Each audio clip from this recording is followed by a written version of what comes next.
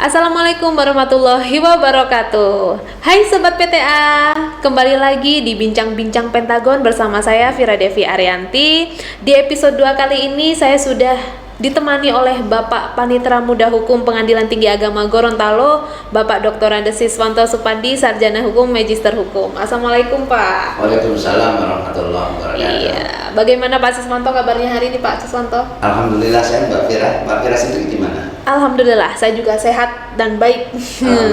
Nah, di episode 2 ini saya bersama Pak Siswanto akan berbincang mengenai penyelesaian perkara di Pengadilan Tinggi Agama Gorontalo.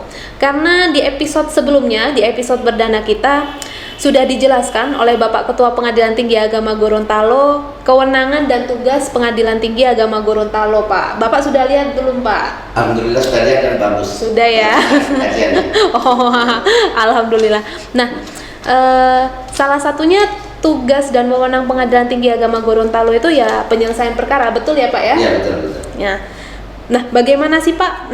Bisa dijelaskan sedikit nih tentang proses penyelesaian perkara di Pengadilan Tinggi Agama Gorontalo. Ada berapa perkara yang sudah masuk di Pengadilan Tinggi Agama Gorontalo sampai hari ini Pak? Dan seberapa lama prosesnya? Iya, terima kasih Mbak Vira. Ya, Pak. Assalamualaikum warahmatullahi wabarakatuh. Waalaikumsalam warahmatullahi wabarakatuh. Bismillah, alhamdulillah, salatu wassalamu ala rasulillah wa ala alihi wa sahbihi wa wala la haula wa la quwata illa billah. Sekali lagi terima kasih Mbak Vira atas kesempatannya. Jadi kalau ditanya sudah berapa banyak, jadi selang Januari hingga Juli 2022 ini perkara yang telah diterima oleh Pengadilan Tinggi Agama Gorontalo sebanyak 9 perkara. Jadi dari 9 perkara tersebut semuanya sudah diputus, yaitu 2 perkara dari Pengadilan Agama Gorontalo, 3 perkara dari Pengadilan Agama Limboto, 1 perkara dari Pengadilan Agama Tilamuta, 1 perkara dari Pengadilan Agama Marisa, dan 2 perkara dari Pengadilan Agama Suawan. Nah, perkaranya apa saja itu Pak yang sudah diajukan ke Pengadilan Tinggi Agama Gorontalo Pak? Iya, di antara 9 perkara tersebut adalah 2 perkara itu jenisnya cerai gugat. Cerai gugat. Nah, kemudian 4 perkara cerai talak, kemudian 2 perkara kewarisan, dan 1 perkara hibah. Dan dari 9 perkara tersebut yang telah diputus, rata-rata penyelesaiannya adalah antara 5 hari sampai 21 hari sudah diselesaikan dan sudah diputus. Terkecuali hanya ada 1 perkara yang melampaui 21 hari, itu pun perkara karena adanya putusan selang, sehingga pengadilan tingkat pertama perlu melakukan pemeriksaan setempat, sehingga waktunya melampaui 21. Itu pun dalam masih koridor SOP, karena masih sesuai dengan koridor SOP. Oh, begitu ya Pak ya. Nah, bisa dijelaskan sedikit tidak Pak bagaimana proses penerimaan perkara di Pengadilan Tinggi Agama Gorontalo? Karena kan berbeda ya dengan pengadilan agama ya Pak ya. Iya. Jadi terhadap mereka yang kurang puas terhadap putusan pengadilan tingkat pertama, mereka dapat mengupayakan upaya banding ke Pengadilan Tinggi Agama Gorontalo. Dan caranya adalah melalui tingkat pengadilan pertama yang memutus. Jadi mereka mengajukan tingkat pengadilan agama yang memutus. Kemudian ketika setelah membayar biaya banding, kemudian panitera membuatkan surat akta banding. Nah, setelah berkas-berkas tersebut lengkap, dalam waktu 1 bulan berkas itu harus dikirim ke Pengadilan Tinggi Agama Gorontalo. Yaitu apa sih yang dikirim? Yaitu bundel A dan bundel B. Kemudian setelah berkas masuk ke Pengadilan Tinggi Agama Gorontalo, kemudian petugas di Pengadilan Tinggi Agama Gorontalo kemudian memeriksa berkas-berkas kelengkapannya tersebut. Kalau dia belum lengkap maka dikembalikan kembali ke tingkat pertama. Apabila sudah lengkap, kemudian pengadilan tingkat banding mendaftarkan perkara itu di tingkat banding. Kemudian setelah didaftarkan, kemudian berkas itu dilanjutkan kepada Ketua Pengadilan Tinggi Agama Gorontalo. Kemudian Ketua Pengadilan Tinggi Agama mengeluarkan penetapan majelis hakim. Kemudian panitera mengeluarkan penunjukan panitera pengganti, dan majelis hakim mengeluarkan penetapan hari sidang. Sehingga pelaksanaan hari sidang itu mulailah perkara dimulai. Oh, begitu ya Pak Iya. ya. Nah, gambaran umum penerimaan dan penyelesaian perkara pengadilan agama berdasarkan laporan perkara yang telah diterima itu bagaimana Pak? Ya, terima kasih Mbak Fira. Jadi selang 7 bulan, Januari hingga Juli 2022, perkara berdasarkan laporan perkara yang diterima oleh Pengadilan Agama sewilayah Pengadilan Tinggi Agama Gorontalo adalah yang diterima sebanyak 2.959 perkara, ditambah sisa perkara sebelumnya itu 20 perkara. Kemudian dari perkara 2.979 perkara yang telah diputus adalah sebanyak 2.811 perkara atau sekitar 94% sudah selesai dan diputus tepat pada waktunya.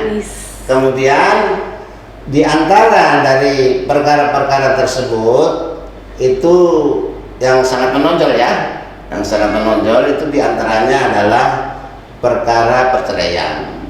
Jadi perkara perceraian itu kalau dikumulasikan itu sebanyak 55%.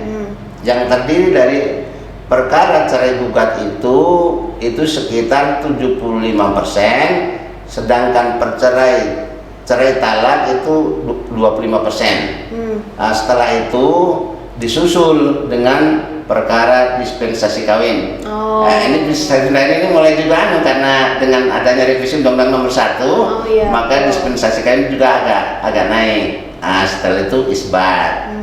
Kemudian perwalian, penetapan ahli waris dan yang lain-lain. Nah,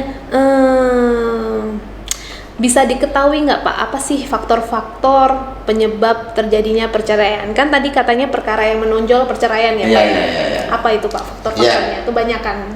Ya kebanyakan setelah sesuai data laporan itu hampir 70% penyebabnya itu karena adanya perselisihan dan pertengkaran terus-menerus antara suami istri tersebut sehingga perkara masuk pengadilan agama. Kemudian disusul dengan 19% itu salah satu pihak meninggalkan pihak yang lain. Selingkuh begitu Pak? Bukan, meninggalkan bisa saja selingkuh, bisa pergi tanpa apa, jadi bisa saja perempuan yang meninggalkan suaminya atau suaminya yang meninggalkan istrinya. Begitu. Kemudian 11%-nya itu penyebabnya ada yang penyebab karena mabuk, madat, kemudian KDRT, ada juga yang murtad dan poligami. Jadi penyebabnya ya. Banyak ya Pak ya? Iya, gitu. Nah, setelah ada putusan di tingkat banding, kan ada kemungkinan bahwa pihak itu tidak puas Pak. Apa sih yang bisa dilakukan oleh para pihak ini ketika mereka merasa tidak puas dengan putusan di tingkat banding Pak? Iya.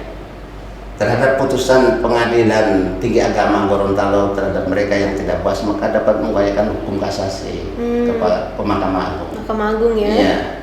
Bisa juga kalau umpama kasasi sudah bisa dilakukan, bisa juga upaya PK. PK itu apa itu Pak? Peninjauan kembali. Peninjauan kembali. Iya. Dan yang mengajukan itu berarti Pengadilan Tinggi Agama Gorontalo ya Pak, sebagai pengadilan tingkat banding? Tidak, tetap mereka mengajukan melalui pengadilan tingkat pertama di mana perkara tersebut putus. Ya, semuanya perkara itu diajukan tingkat pertama. Oh, begitu. Iya. Baik bandingnya, kasasinya maupun PK-nya tetap melalui pengadilan tingkat pertama perkara yang lulus. Oh, begitu. Nah, terakhir nih Pak, mungkin ada semacam closing statement untuk audiens kita Pak. Ya, terima kasih sekali lagi Mbak Fira. Ya. Jadi terhadap mereka yang ingin berperkara pengadilan agama, sebaiknya langsung ke pengadilan agama di mana tempat yang paling dekat, supaya tahu persis tata cara pengajuannya, kemudian tentang biaya yang harus dikeluarkan. Jangan melalui pihak ketiga atau calo. Bisa lebih mahal ya Pak? Iya, sehingga biayanya sedikit atau keluarnya banyak. Sehingga itu persis langsung lah, supaya tahu yang informasinya yang valid dari pengadilan agama tersebut. Betul. Ya kira-kira begitu Mbak Fira ya. Iya, baik. Terima kasih Pak Siswanto Supandi sudah bersedia berbagi informasi bersama audiens Bincang-Bincang Pentagon tentang penyelesaian perkara di Pengadilan Tinggi Agama Gorontalo. Terima kasih sudah bersedia hadir di studio podcast kita yang sederhana ini, Pak. Sama-sama Mbak Fira. Semoga lain kali berjumpa lagi. Amin. Nah, Sobat Pengadilan Tinggi Agama Gorontalo, kita cukupkan sampai di sini Bincang-Bincang Pentagon episode 2. Mohon maaf apabila terdapat salah kata. Wassalamualaikum warahmatullahi wabarakatuh.